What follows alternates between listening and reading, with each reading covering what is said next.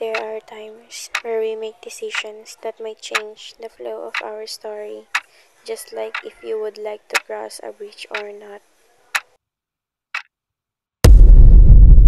How can I live outside your presence when you are the one who gives me warmth?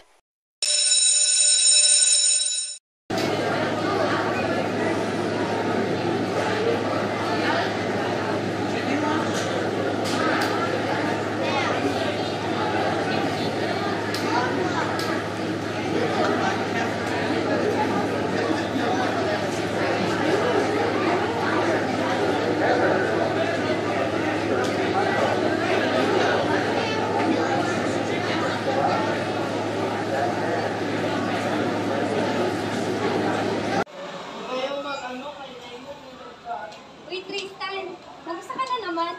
Lukot mo naman masyado. Wala lang akong kain. Ayun kasi, hindi ka kumakain ng recess. Hindi na ba kasi kanina nakalimutan ko? O sige, ganito na lang. Libre kita ngayon. Ano, G? G.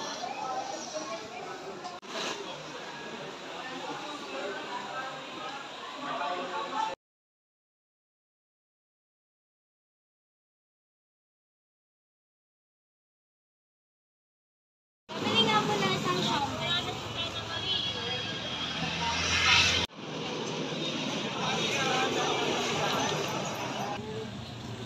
Ano ba kasi yung ginagawa mo?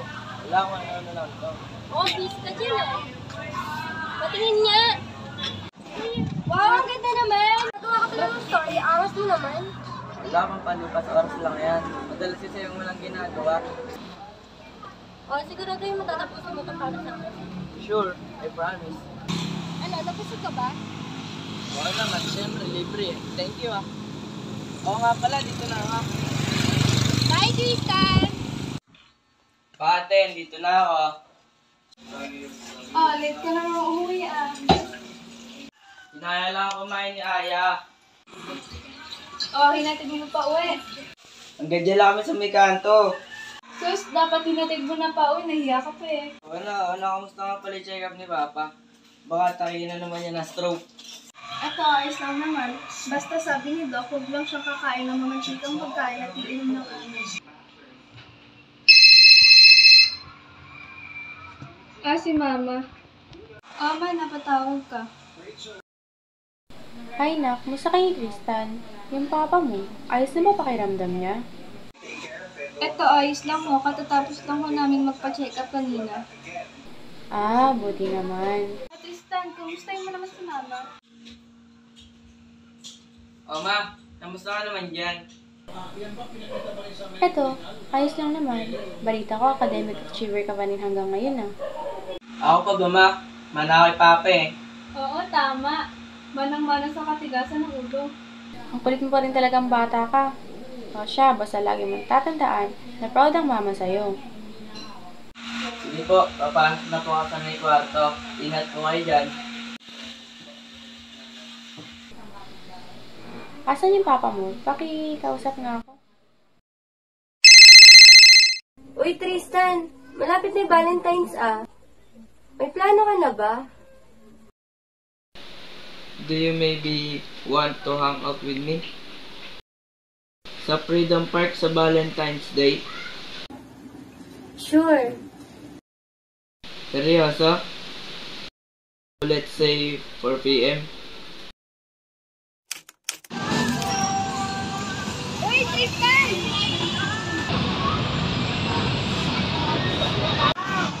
Ano, tara na?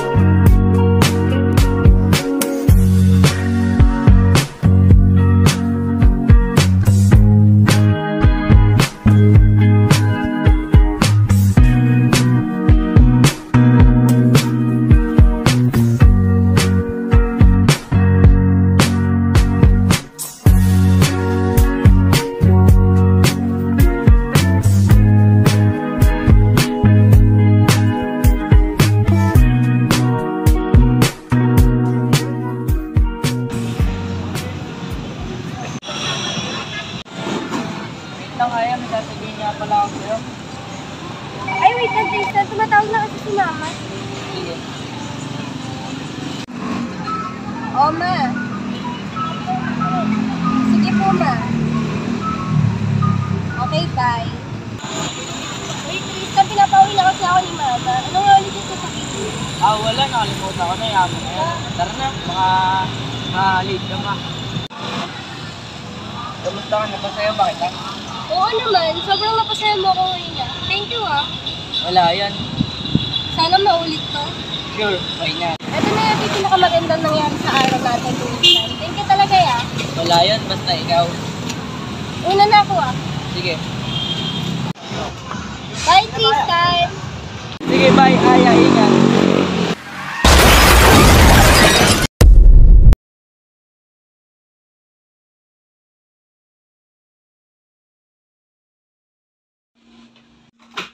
Stan, yung teacher called me, lagi ka doon nagka-cutting classes. Is that true? Nagpapakahirap siya magtrabaho doon para pag-aralin ka, pero anong ginagawa mo sa sarili mo? It's already dead, and it's been 2 months since she died! Mula nung nawala siya, nawalan ka na din ng buhay, niwala ka na nga sa dinister. Do we need to beg para lang ibalik yung sarili mo? Wala ka nang pakialam doon. Aya, ever since you left me, everything in my life start going downhill. Paano? Paano ko to malalagpasan nang wala ka?